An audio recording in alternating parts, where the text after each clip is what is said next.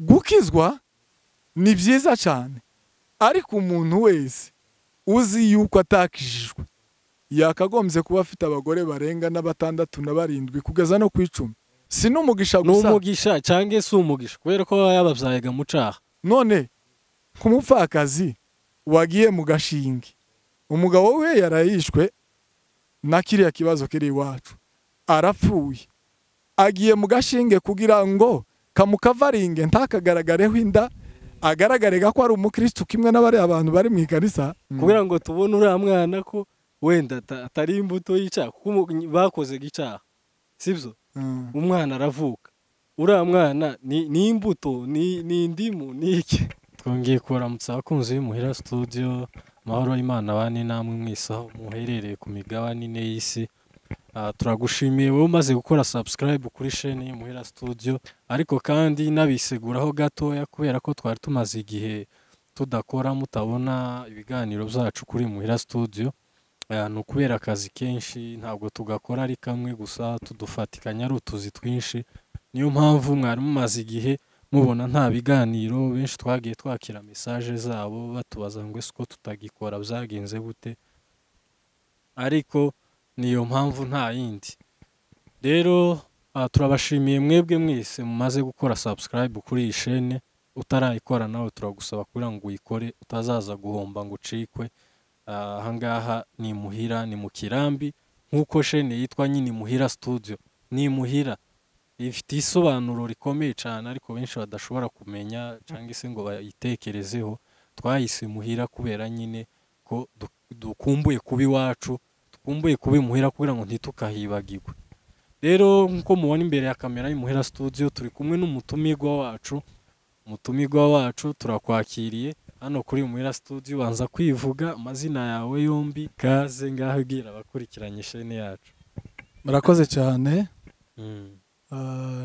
Nagushimira ko wadutekereje kugira ngo tugeze ibitekerezo byacu ku bwoko bwacu.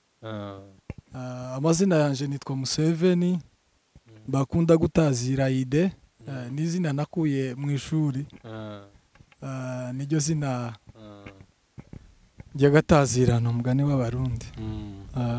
Hanyuma ndi umusita, papa ni Muturutsa, sogokuru yitwa ngo ni Ntageza Sematama, iwacu ni mu Bibogobogo.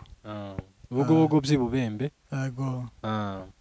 Urakoze cyane. Wari utubwiye ko witwa ngo ni Museveni, bakunda kwita cyane Ide. Ako kantu ka Ide ko wavuze ngo ni agatazirano kaje gute? Ntabwo ari izina ababyeyi bakwise? Oya, iri zina ni izina nakuye mu ishuri, n'abanyeshuri barinise. Sinzi nanje ico bafatiyeho, nyine nagiye kwisanga nsanga baza barinita. Cyangwa ugira amayide menshi none? Oya kweli. Ni izina nakuye mu ishuri. Urabizi abanyeshuri bakunda kwita umuntu amazina.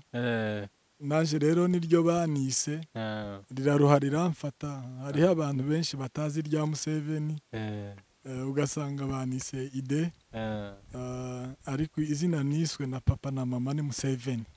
Iryo niryo nakuye mu ishuri nkuko nari mvuze.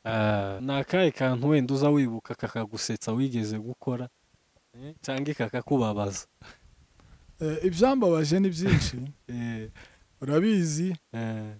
Kaga story kamwe wenda uba wibuka wo warakoze, wenda nimba wari ukiri umwana cyangwa se umaze gukura wakibuka kakagusetsa mu mutwe wawe ukamvura kibutsa urasetse, cyangwa se karakubabaje? Udushato ko mu bwana two ntituzatubura, ariko kamwe mu byo nibuka ni umunsi twari ko dukina na murumuna wacu, turangize noneho turamubwira ngo naje munsi y'imatora, tumuryamaho turi abana. Naje kubitekereza nyuma ndaseka cyane. Ubundi hari abana baherutse kubikora ahubwo bica murumuna wabo, naje narabitekereje kuko natwe twigeze gukina bene. Ako kantu kigeze kubaho ubu ngubu? Hariho umuntu wasize ubuzima. Hari abana baherutse kubikora, bafata murumuna wabo bamushira munsi y'imatora, noneho baguma kumuryamaho, baje basanga umwuka washize yapfuye. natwe ibyo twarabikinye nzambitekereza ahubwo naratangaye cyane Imana yakoze ikintu gikomeye kuko natwe twarabikoraga ariko ugasanga nyine nta impact zibayeho noneho yamiriza mukamureka mugaseka cyane ibyo bintu nagiye ntekerezaho nkuze nkavuga atari ko ibintu nyine nibyo mu bwana ihetara wabona ubwira mu bwana ikintu wakunda gukora kuko abenshi bavuga ko yakinya akabumbu abandi ugasanga nyine yinjiye mu ikorari nibyo nje ahubwo ntabwo na ikintu nabonye nagiye nkora kenshi rero nagitangiye mbere kiri nka muto nico kuririmba urabizi kubera ko imico yacu tuvukira mu ikanisa nagiye kwisanga nkunze kuririmba ari naco kintu nkunze no gukora n'ubu ndabikora urabizi yego shene ndayikurikirana mu by'ukuri kandi kubera ko mbona hanyura ibintu byiza ni nacyo cyatumye ngira igitekerezo cyo kuzatanga ikiganiro yego murakoze cyane uyu munsi tugiye kuganira ku bijanye n'ikintu c'ubukehwa kiri muri twebwe muri communauté yacu umuntu agizwe n'abantu benshi kabisa rero ngaha duheza ibitekerezo kuri ico kintu turagenda dusangira amajambo nyine twese murakoze cyane hanyuma iki kintu cy'ubukehwa iri jambo tugiye kuganiraho ry'ubukehwa hariho abantu benshi badashobora gusobanukirwa ubukehwa n'iki ubukehwa ni ubukeya ni ukuba turi bakeya ni ijambo ry'ikinyamurenge ni ijambo ry'ikinyamurenge risobanura ubukeya riva mu bukeya nibwo bukehwa tugiye kuvugaho mu by'ukuri urebye hariho ibibazo usanga ari ikibazo gishobora gukemura umuntu umwe hakaba n'ibindi bibazo usanga kiba ari ikibazo cyo kwigwaho na communauté yose cyangwa se ubwoko bwose rero rino jambo tuja kuganiraho iri jambo tugiye kuvugaho ry'ubukehwa ni ijambo ryo gushakirwa igisubizo n'umuntu wese witwa ko ari umunyamurenge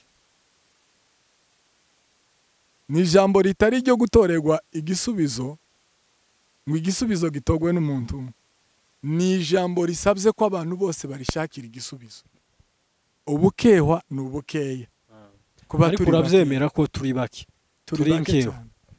turi nkehwa noneho habayeho ikintu cyo mu bwoko bwacu cyo kubaho twese twitwa ko turi abakristo ariko ugasanga wanagenzura ugasanga ni imico gusa donc imico yacu iri conforme y'ubukristo twese kubera ko turi mu ikanisa ugasanga hariho ibintu bidupriva mu gihe twese tutanakijijwe ariko buriya hari ibintu bikora abantu badakijijwe ariko nanone bikagirira inyungu habe n'ikanisa kuko hariho abagabo bagiye bashaka abagore babiri ariko waje ugasanga muri babana b'umugore wa kabiri harimo abakristo icyo se ntigitanze umusaruro ku ikanisa ariko cyakozwe mu buryo butari bwo rero buno bukehwa tuje kuvugaho ni ikibazo gisabye ko umuntu wese w'umunyamurenge acumva mu matwi akamenya yuko agomba kugira contribution cyangwa akumva ko agomba gutanga umusaruro kuri kino kintu urakoze cyane hanyuma hano turi mu kirambi nk'uko twahereye tubivuga turi muhira kandi urumva imuhira nyine niyo aha turi iwacu kwahangaha twahageze kabisa n'ushake imvu kuri muri Kongo hanyuma utubwire ibintu byose udaciye inyuma cange hirya ko wari ushaka kubivuga ngo contribution iyo contribution uvuga ni yihe umunyamurenge wese agomba gutanga muri iki kibazo twita ko wenda ari c'ubukehwa ni kihe contribution ugira kugira ngo wenda iki kibazo agiparticipemo nawe murakoze cyane ikibazo cy'ubwoko bwacu navuzeho cyo kuvuga ngo ubukehwa mpaye nsobanura ko ari ubukeya muzi yuko ubwoko bwacu bwagize ikibazo cyo gukurikiranwa muri Kongo cyangwa hari intambara ariko ziduhiga ngo ziba turi bakeya ariko kandi buriya mu ntambara n'ubwinshi burakonda. Rero iri jambo ry'ubukewa mpa nshaka kuvugaho, uzanarebe no mu mihano, hari abagabo wasangaga yabyaye abana 3, undi ugasanga yabyaye abana 8. Mwarwana urumva se mwobanesha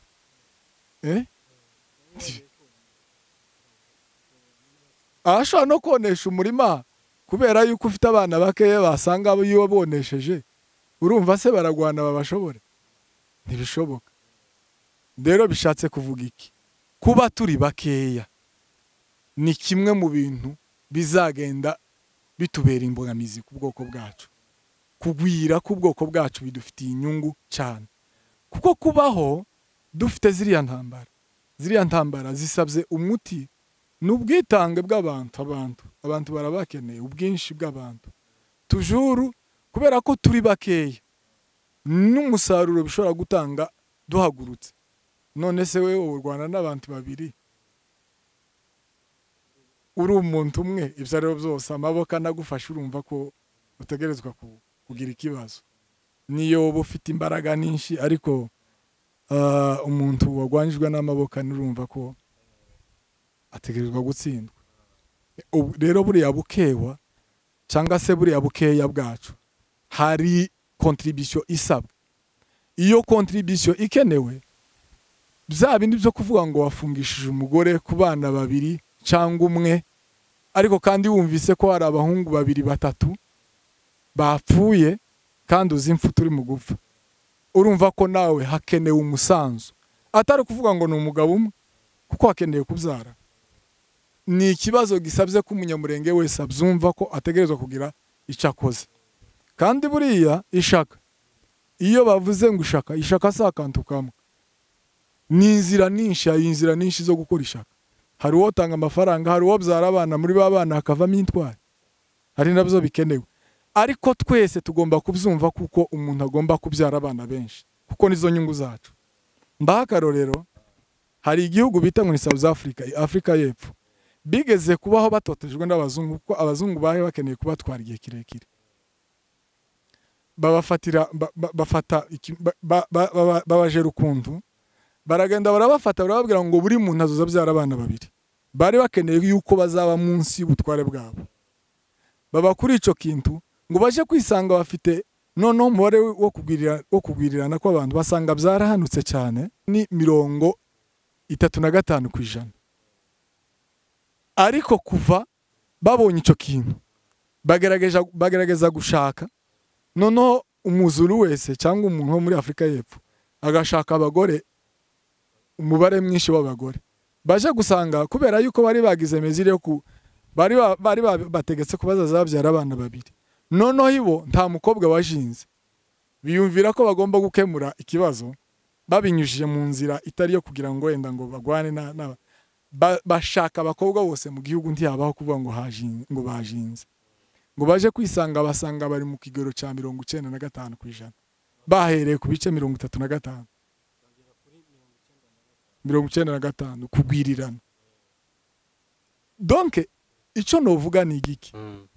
Mbese kubyara kwacu bidufitiye inyungu, ni kimwe mu bishobora kuduheza umusaruro byihuse cyane kuruta bene iki kintu noneho twagiye mu systeme yo kuvuga ngo umuntu karabyara abana 2, noneho byara abana 2, undi nawe yarayabyaye abandi bahungu 2, araca muri abo bahungu umwe yagiye iriya muri kariya kabumbu kari mu gukinirwa iwacu, umwapfe nawe ufungisha umugore ku bana 2, urumva ni perte ziri ahantu henshi. Ico rero ni ikintu kigomba kubaho, abantu bose, umuntu witwa wese ko ari umunyamurenge agakanguka mu waza kumva yuko kubyara bidufitiye akamaro cyane. Urakoze cyane, ndaguciye mu ijambo, warukoze kuri ico kintu cyo kubyara, kandi we werekana ko nyine ari yo nyishu ico kibazo nyine twita ko ari ubukehwa, ari naco kibazo cyabaye muri community yacu. None muri make wewe urashobora kwemera ko umuhungu canke se umugabo wese yogira umugore urenze umwe kugira ngo wenda ico dukavaringe dukureho isheke yabo bantu nyine bakeya kugira ngo tubashe kwiyongera umubare? urakoze cyane. Noneho mu by'ukuri nta hantu hatabaho analyse ugereranyije abasaza iyo bagiye kuvuga ku bintu by'imyizere cyangwa gukizwa baza bavuga ngo ubukristo buriho ubu nyine ngo burarutwa n'igihe cy'abasaza bakera ngo ibo bataremera ngo ubufura bwabo bwari buruta ubukristo bw'ubu ngubu. Urumva bishatse kuvuga iki?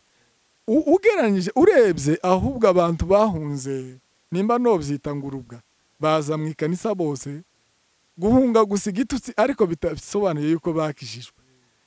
Bishatse iki nshatse kuvuga aho hantu gukizwa ni byiza cyane ariko umuntu wese uzi yuko atakishijwe yakagombye kuba afite abagore barenga na 6 na 7 kugeza no ku 10 kuko none se inyungu y'umupagani ga n'ibyaha bari kubyara si n'umugisha gusa n'umugisha cyangwa se umugisha kubera ko yababyayaga mu caha. Umva nkubwire ubundi umwana yitwa umwana wabyawe n'umupagani aba ari umupagani ariko yageze aho kwihitiramo wenyine yokizwa kandi yabyawe n'umupagani akavamo umuntu utangaje ndetse akayobora n'ikanisa akanagara no ku bintu bikomeye. Ariko mu by'ukuri nta kindi gihe nimba ubukristo bwarigeze kugora ntaho bwigeze kugora bingana n'ubu ngubu, ahubwo abantu baje kwihisha mu ikanisa ariko ntibakishijwe. Niho rero hari igihe cyo kugerageza kubyara. Imagine none kumupfakazi wagiye mu gashinge umugabo we yarayishwe na kiriya kibazo kiri iwacu arapfuye, agiye mu gashinge kugira ngo kamukavaringe ntakagaragareho inda agaragarega ko ari umukristo kimwe n'abari abantu bari mu ikanisa. Uwo ni umupagani. Icyari cyiza yobyara umwana, yabyara umwana akabyara abana naho ibyo kwifungisha ngo ariho profita ngo ibyaha ntibimugaragareho tujuru ni abari muri esheke y'upagani abari umupagani totalema. Hanyuma none ko numva ikibazo kikiri ingutu kugira ngo wenda dutorere iki kibazo inyishu nkuko watangiye ubivuga ngo iki ni ikibazo cyo kwicarirwa kandi kigakemurwa n'umunyamurenge wese kubera ko ni ikintu kitareba umuntu umwe kubera nyine ubukeho. Impamvu nari mvuze ngo ikibazo ni ingutu ni igihe wenda nimba ari amategeko y'idini nimba no uvuga ngo imico y'imyizerere yacu itatwemerera gushaka abagore babiri kandi twese twaba twitwa ko dukijijwe. Urumva ko ico kibazo kwera kizoroha kigatorerwa inyishu. Noneho mu by'ukuri icyo novuga mu bigaragara iki ni igihe cyaha abantu bagaragara barahangutse baranze Imana bagasigarira kubigange gusa ryo kwiyerekana hariya mu ikanisa ariko barananiwe. Hanyuma noneho ibingibi byo kuza ahangaha mu ikanisa ni ibintu abantu bakinga abandi ku maso kugira gusa ngo bagaragare yuko bakijijwe, ariko nanone urebye imbuto ganizo ziza zigaragaza ubukristo kuriya uza ahantu ibintu uko ibintu bimeze ntihazabura abaja kwa shetani kuko umuntu wananiwe ibyo Imana wese ategerezwa kuzaja kwa shetani. Ariko inyungu y'uwahangutse ni ibyaha, ariko gahari ni ibyaha. Ibyaha nabyo birimo amakategori menshi. Hari icyaha gishobora gutanga inyungu ku mupagani kuwabyaye, icyo ni icyaha yokora akavantaja ku mupagani bwiwe kikagira umusaruro gitanze kandi kikanagirira community akamaro. Urumva hakaba n'ibindi bizashobora gukora ntibigire n'umusaruro bitanga. Kwihisha mu ikanisa ukagenda wenda ugakora ibyaha none nimba uryamanye n'umugore hariya cyangwa se umukobwa mukikingira kugira ngo wenda ntatwara iyo nda muba muri abapagani.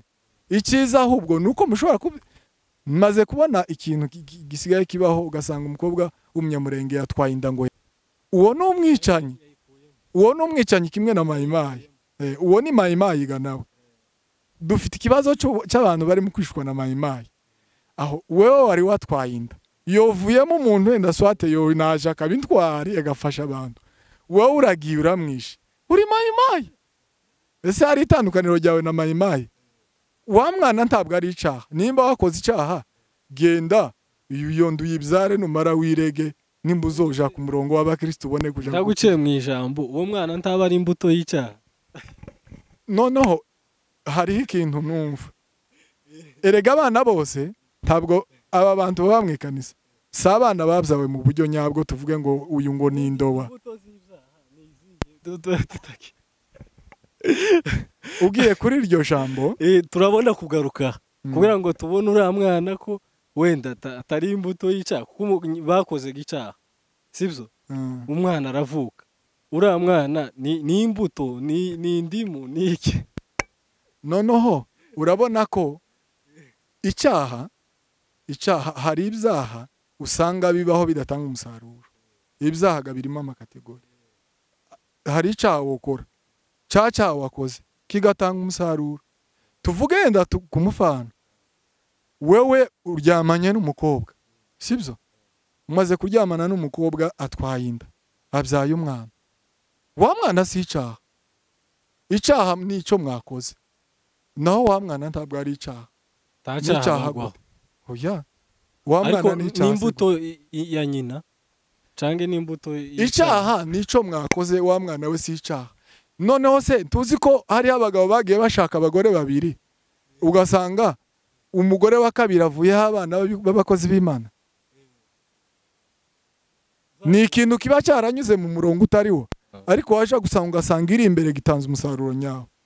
Kuko muri ba bana hari abaza bahitamo ubundi umwana yitwa umwana abaguha amafuti ya se na nyina iyo ataragera igihe cyo kwihitiramo. Ariko yamaze kugera mu gihe cyo kwihitiramo, ni ukuvuga ngo wa mwana arakizwa. Wa mwana arakizwa. Ariko urebe ikintu kimwe njewe nzangaya ku bwoko bwacu. Nimba uyu mukobwa yatwaye inda, aragiye ayikuyemo kugira gusa ngo akinga abantu ku maso ntibamenye ko ari umupagani, ntibabone ko yasambanye. Ariko wa muntu ni umupagani totalema, ntarakizwa, ari hanze kimwe nubwo azaba ari mu ikanisa, ariko arasa n'abari hanze, epurusijana. Ahubwo icyari cyiza nuko yoreka, kuko ntazi icyo wa mwana azavamo icyo ari cyo.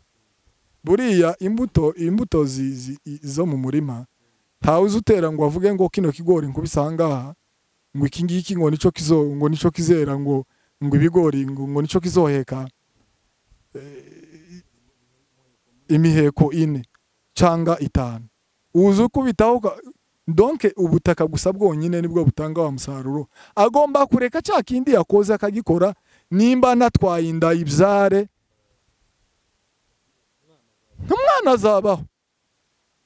azabaho. Nabyo kuvuga ngo ari karatinya abantu kubera kuza mu ikanisa, sibyo biba bigaragaje gukiranuka, sibyo biba bigaragaje gukizwa, ahubwo abari umwicanyi wo mu bwihisho, abasa na mayimayi. Uvuze Museve, njewe nibaza ko wenda atari impamvu zo gutinya ngo ikanisa n'ibindi kugira ngo akuremo inda cange yifungisha. Ikibazo ni ubuzima, abari gutinya ubuzima, kandi urabona ko ubuzima turimo ubu nyine bugoye. Rero kugira ngo ubyara abana 5 udafite ico bareresha ni ikindi kibazo. Rero kuri ubwo bagatuma bakifungisha kugira ngo bareke kubyara cyane. Nabyara bangahe 3 umwana nibatangira kwiga bose bamusaba minervare, akawunga atangire guhaha, urumva n'ubuzima barimo akabona ni ikibazo, agahitamo kwifungisha.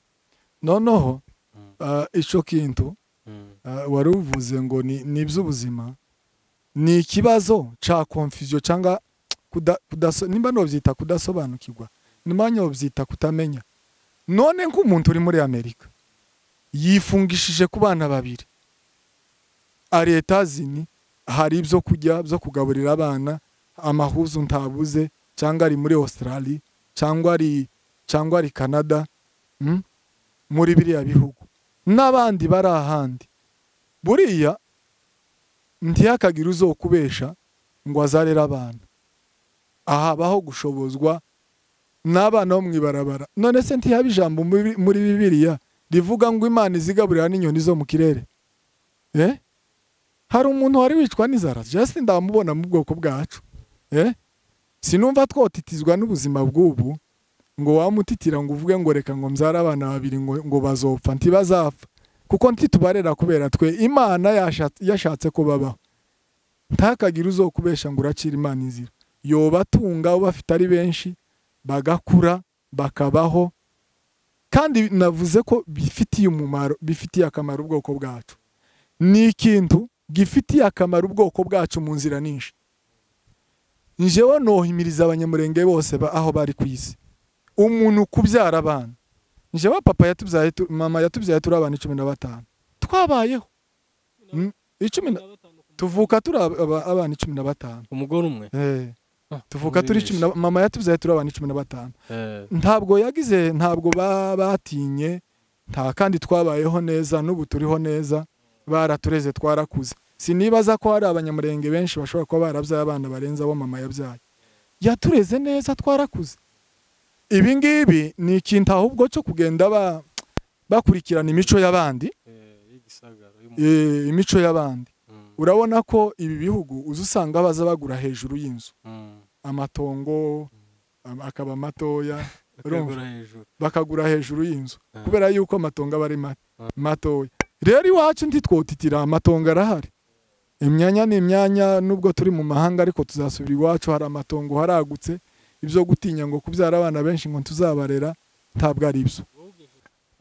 Nubwo nyine iki kibazo tukivuga nk'aho ari ikibazo coroshe, ariko ndibaza ko ari ikibazo kimaze igihe, cyatangiye kuva kera, kubera ko ndibaza abanyamurenge bahoze ari minorite, ari bakeya. Urumva ni ikibazo cyatangiye kera, ni projet itoroshe kugira ngo ubu nyine bayishire mu ngiro, kandi bikurikiranye n'imico abantu bagiye bafata mu mahanga n'ubuzima bagiye bahura nabwo bikabagora, bikurikiranye n'ubukristo kandi bafite, nimba ari ubwo gufata nyine ku maso nk'uko waruvuze, ariko kandi hakagenda haba ibyo bintu. Ku bwawe ubona ari nk'iki ubabwira, n'ikirihe somo ubabwira ubu nyine kugira ngo babashe kubyumva neza, batangire iyo projet? Ibyo ari byo byose abantu baza amakuru y'akabumbu tuzadukina iwacu. Kari akabumbu kaza gakinwa iwacu, ni akabumbu kagize igihe gakinwa, kandi bisabye abantu barabyumva. Umuntu wese ukomoka imurenge ntabe akabumbu kakinwa. Mbere kiswe Murere, ubu kahindutse irindi, urumva. Ariko icyo novuga ni ikihe, umunyamurenge wese agomba kumva ko agomba kuzatanga umusanzu, kandi nta musanzu urenza abantu. Urumva, nta musanzu urenza abantu, kandi si ntabwo ari ikintu cyo kuvuga ngo kirakemurwa ngo umunsi umwe, kuko dukene nimba wenda dusipoze ubu nyine uyu mwaka nimba habyara abanyamurenge benshi, dusipoze habyara abantu 4,000, sibyo? 4,000 baba bakiri bake. Bisabye kwiba projet ya 10 cyangwa 15, abantu bagashaka igisubizo mu bantu bonyine. Umuntu wese kwisi akumva ko bikenewe kubyara abantu, kuko nicyo kintu cya mbere gikenewe. Abantu nibo baza bavamo, urabizi. Igihugu ntabwo igihugu cyangwa igihugu ntikigizwe n'akantu kamwe, urumva. Kwiyubaka rero kwacu bisabye kuko buri muntu wese agira contribution, agira uruhare. Aho uri hose ukumva ko ugomba kubyara abana benshi, kuko nicyo gikenewe. Haba hasabwa no kugira abagore benshi. Ico kintu ku muntu nyine avuga ko ari umukristo, hari ikibazo coba kirimo kubyara abana benshi no kugira wenda abagore benshi? Sinibaza ko hari ikindi gihe abanyamurenge bigeze guhanguka birenze ubu, kuko biragaragara, urumva. Rero umuntu wese ubunaniwe bino bintu by'Imana, uzi yuko adakijijwe, nta kindi agomba gukora. Agomba gushaka, nimba ashaka abagore 4, 5 kugeza ku 10, kuko bidufitiye umusaruro, bidufitiye inyungu, kandi nta handi hantu tuzokura igisubizo tutacishatsemo, nta handi twokura igisubizo tutacishatsemo. Ndetse urebye n'imiryango yiri iwacu, imiryango yagiye ikomera n'abagabo bagiye bashaka abagore 3 4, si impanguye abantu, ahubwo barahangutse. Abantu se ko bananiwe iby'Imana, none se umupagani ubuze ibyaha bari umupagani wa bene ubuhe buryo?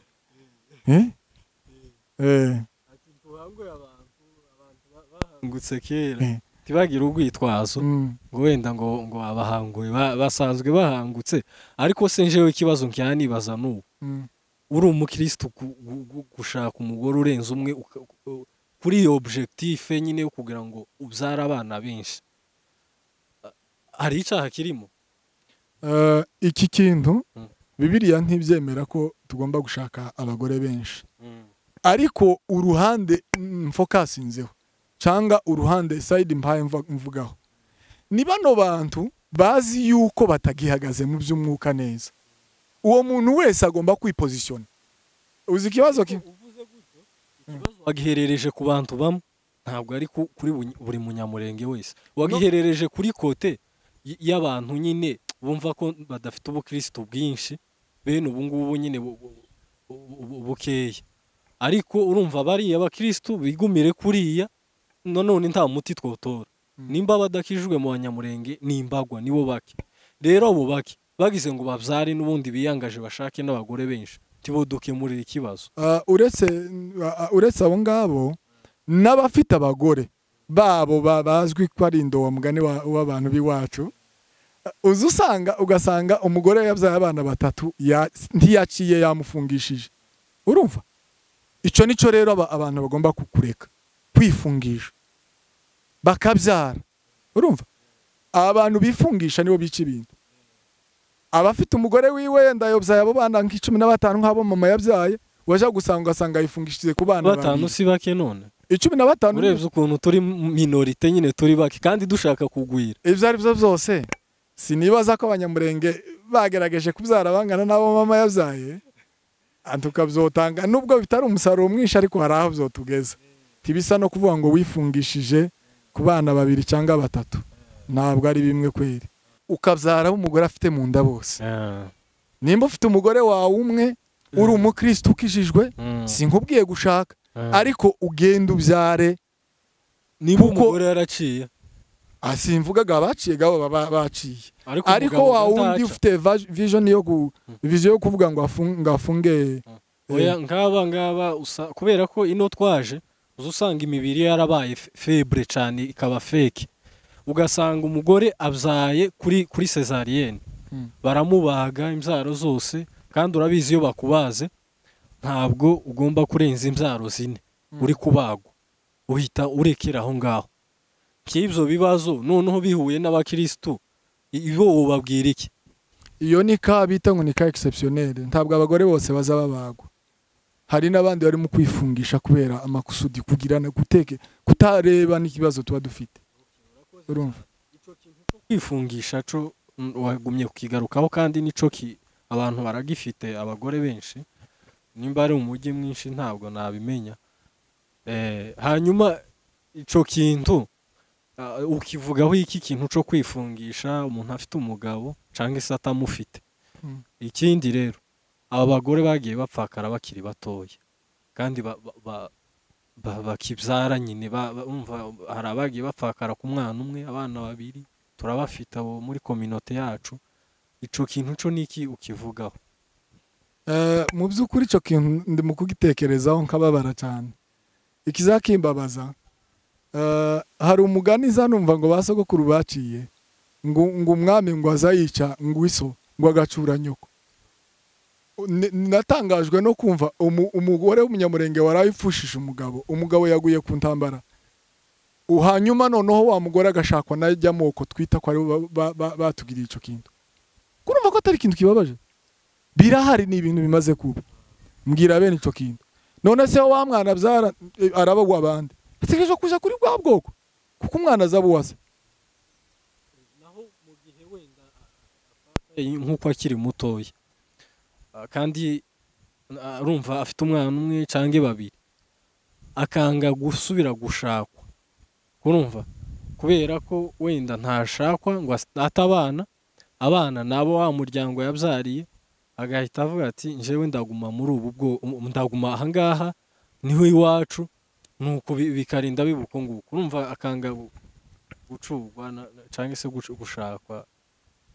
Hariho abantu, hariho abagore usanga ashobora gupfusha umugabo ariko agapfusha umugabo ari umukristo, uwo si mubwiye ibyo gucurwa, oya simbahangure kuvuga ngo wenda ngo nababwiye ngo biremewe, ariko uzi ko aba yarananiwe ategerezwa gucurwa, agacurwa n'umuryango wo kwa sebukwe, baba baramuwe, baba bahari, rwa rugo rukamumenya, ba sogokuru barabisizeho kuva kera, bagiraga imihango, hari ukuntu wasangaga nimba umugabo yapfuye bakavuga ngo inzu ya naka ni naka tuyihaye azabarebe azabamenye, niwe ugomba gucura wa mugore, kurabyumva. Ari umuntu udashoboye iby'Imana, uwo muntu agomba kubyumva ko ategerezwa gucurwa na muramu wiwe akazagira abantu. Ariko imagine kureba ajya amafoto y'abari abahungu b'iwacu bose bamaze gupfa, bamwe bazabapfa batanashatse, ariko nawe ukaba mu gikorwa cyo kuvuga ngo wafungisha umugore ku bana 2 3, nimba aduyihisha umuntu hariya, ariko nawe kuri no ruhando uri mayimayi, ese wowe turi mayimayi uko nguko kandi toujours dufite ikibazo cyashekwe kubura abantu. Iwacu hari ibintu bishobora kuzabangamira ubwoko, reka mvuge nk'ibintu nka 3. Kera habagaho ikintu cyo kugwirirana ku bwoko bwacu kubera gushaka vuba, ariko pour le moment umuntu uko arashaka afite imyaka 40, umusaza, kurumva uwo musaza sarabyara abana bangaha barere ryari bizogirira inyungu ubwoko ryari, kandi dukeneye abantu. Ahubwo hari n'ikindi kintu cyabaye cyo kurangira kw'inka, abasaza bananiwe kubitekerezaho vuba ngo babe botekereza uburyo bakivugaho, kuko ubu nyine bategerezwa kwihutiraho kubwira abantu bakemera kuza bakumukobwa inkimwe imwe yonyine, kugira ngo bano basore bariho, kuko twagiraga imyaka yo gushakiraho, nico cyari cyaratumye ubwoko bwacu bugwirirana. Ariko noneho dufite esheke 3, dufite esheke yo gutinda gushaka kubera ko ntanga, dufite esheke ya kabiri y'abagore bahe bapfusha abagabo nabo side yabo ugasanga yifungishije kugira ngo akore ibyaha ntiyagirega ibi byaha ntimugaragareho, urumva, akaba umufuasi wo mwikanisa aranditswe ku ikaratasi y'ikanisa, ariko nanone hari umpagani wo mwikanisa yakagombye kugenda agacurwa nabo baramubiwe. Hakaba side y'abandi bantu usanga iwe ntacyo bimubwiye, abantu bazashakira igisubizo iriya bakagira ngo wenda tuvuge hari abantu b'abanyamurenge bafite amazina, ngo se banakiyo bagize gutya. Hari ibindi bintu bikorwa na community abantu bose muri rusange, urabyumva, bikorwa n'abanyamurenge bose muri rusange.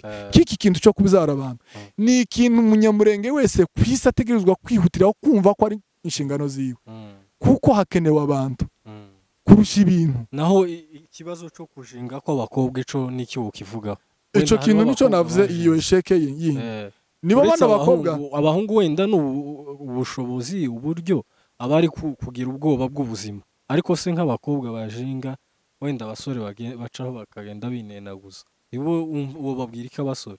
Noneho ico kintu yerega gifitanya raporo n'ibi bintu by'ubukene.